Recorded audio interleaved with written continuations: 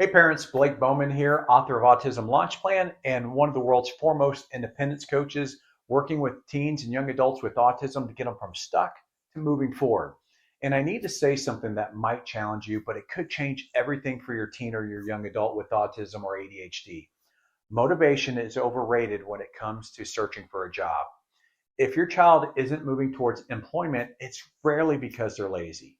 It's usually because the plan doesn't fit how they're wired and they don't have enough confidence to take that next step.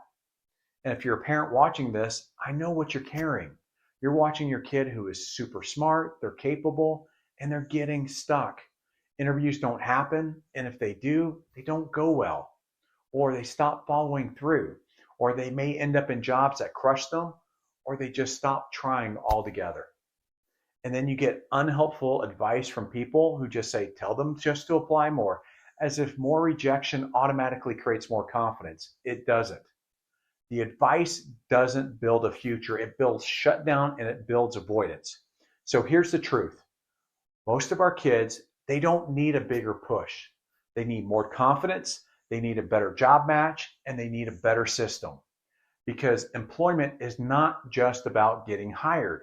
It's about finding a job that matches their uniqueness so that they can finally feel things like that they belong, that they are capable, and that they can, succeed. And I want to share a story. I worked with a 23-year-old, very bright and absolutely capable. And before we worked together, he got fired from a church as a janitor. And he said, Blake, who gets fired from a church? And so for some people, getting fired, it's an inconvenience. But for our kids, that's a hit to their identity. That hits their self-esteem and that crushes their confidence. And that becomes, see, I can't do it, or I'm not cut out to work anymore. And in my client's case, he thought he would become an autistic meme of a young adult playing video games in his parents' basement with no future. And I want you to know, here's what I did not do. I did not shame him. I did not lecture him. And I did not just tell him, you just got to be motivated and apply more. What we did is we rebuilt his confidence first through his identity, and we put in some systems. And he went from that setback and he was able to get an entry-level professional role where he actually had 2 job offers that aligned with his major, which was psychology, down a path that actually fit him. And so what I'm going to do today is I'm going to walk you through the 5-step process that I used with him. And this is not theory, it's practical, and you can start using this today. And if you want, I'll make it even easier for you. I'll give you the 1-page version, just comment plan at the end. So step 1 is identity match. And this is where most families miss it.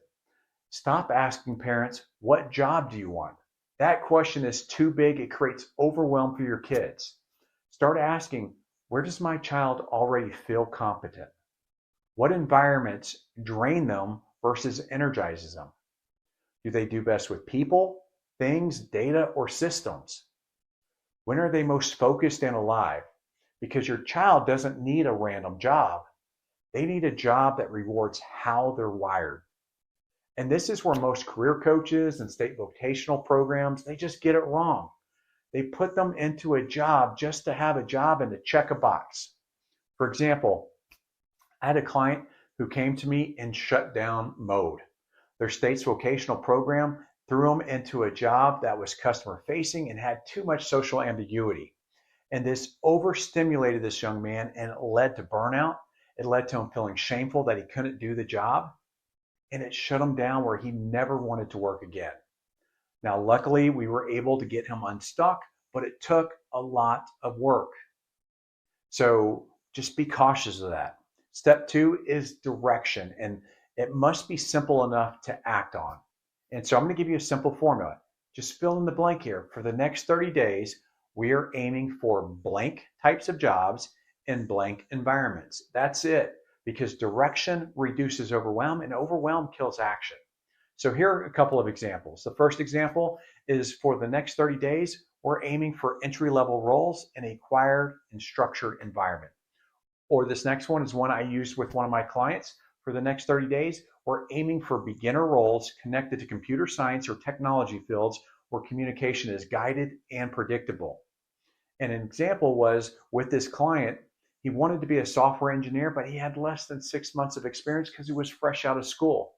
But what we were able to do is we were able to help him secure a beginner's role doing some basic data entry and web development. And then the coolest part is after a few months, they had a junior software engineer role open up, and he was able to slide right on in because of his background and because he was already part of the organization. Now, step 3 is the breakthrough component. Movement before motivation. See, motivation is like a reward your nervous system gives you after you take action and get proof. So we don't want to wait for motivation. What we want to do is we want to build a system that creates daily movement that's tiny, that's predictable, and that's measurable. And here's the rule: consistency over intensity. 10 minutes a day beats 2 hours once a week, because consistency builds identity and builds efficiency, and ultimately it builds confidence. So I'm going to give you some examples of some 10-minute moves that you can do. 10 minutes of researching jobs. And notice I didn't say applying to jobs, I just said researching jobs. 10 minutes of updating maybe just one resume bullet. 10 minutes of practicing a 60-second intro script, or 10 minutes of sending a message or a follow-up. Or it could be 10 minutes of just practicing one interview question. And parents, this is where confidence starts, because confidence doesn't come from thinking, it comes from evidence. It comes from repetition. And evidence comes from doing, or better said, taking action and creating momentum. Now, step 4 is a skill stack, but we don't want to stack 20 skills all at once. What we want to do is we want to focus on 1, 2, or 3 that center around gaining the job aspect.